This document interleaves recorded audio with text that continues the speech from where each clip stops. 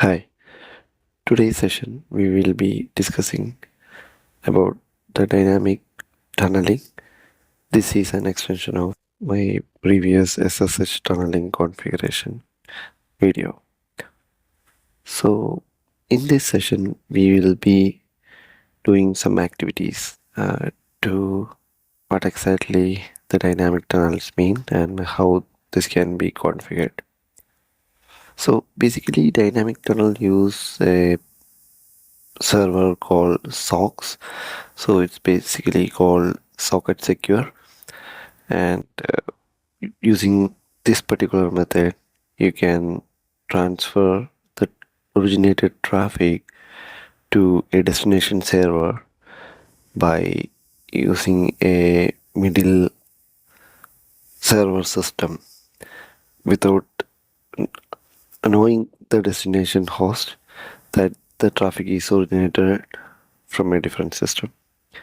So this is the basic architecture that's sharing the SOCKS proxy works.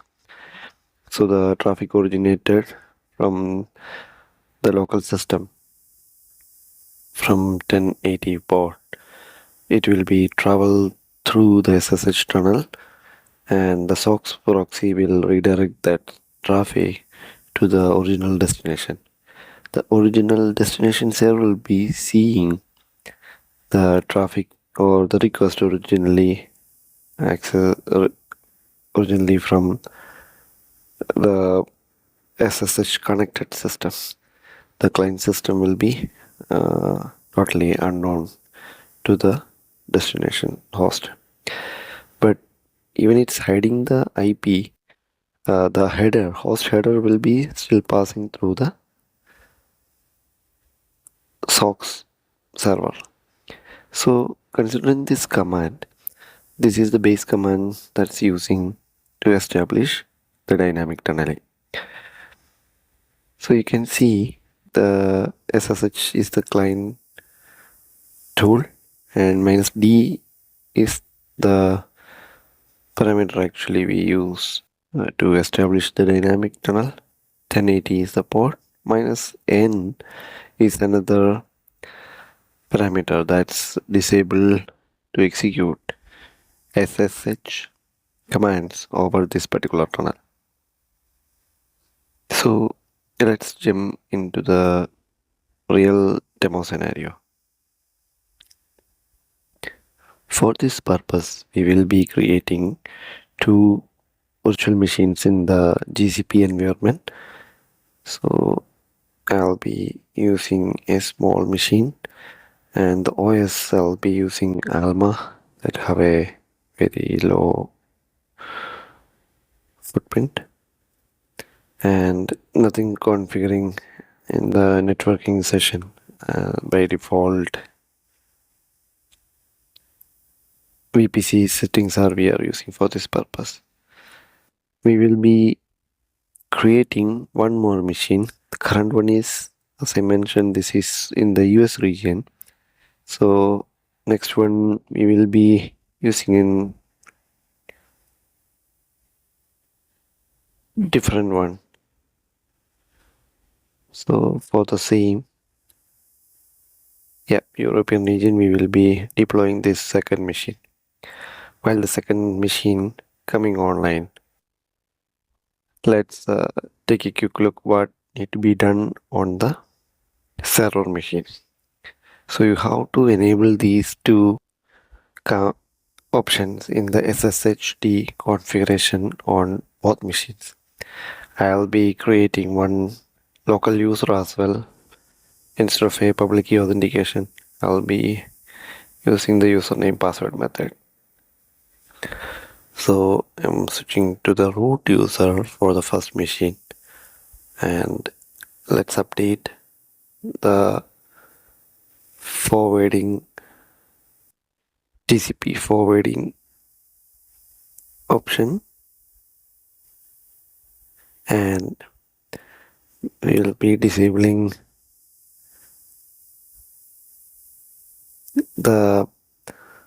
we will be deleting that public password authentication, and also we will enable that routing tunneling option in the SSHD.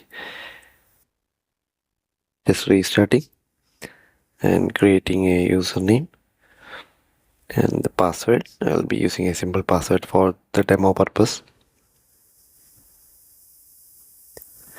And on the second host also, I will update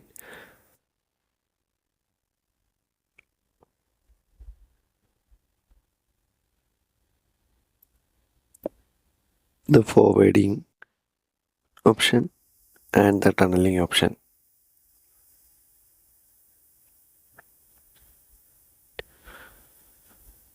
and allowing the password authentication option as well.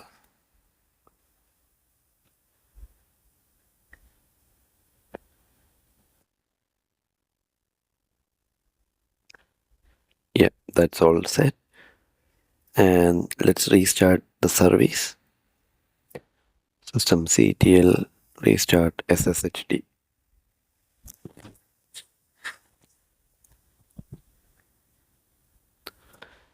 Now, what we will be doing, we will use the public IP of the first host, which is in the US region, and we will check if the dynamic tunneling works.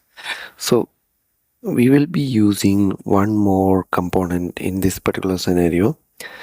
So instead of updating the system proxy configuration, there is a simple tool or an extension for the browser to reroute the traffic. Like we can use the SOCKS5 server protocol. So this is called proxy switching omega 3. So I have installed this extension, and there is not much configuration here. I'll be in the proxy section, I will be, instead of HTTP, SOCKS5 will be selected. So don't confuse with HTTP and HTTPS. Proxies are just communicating the web base. SOCKS4 is TCP base. SOCKS5 support UDP and TCP, much faster approach. So SOCKS5 will be used and apply the configuration, and need to use that particular proxy.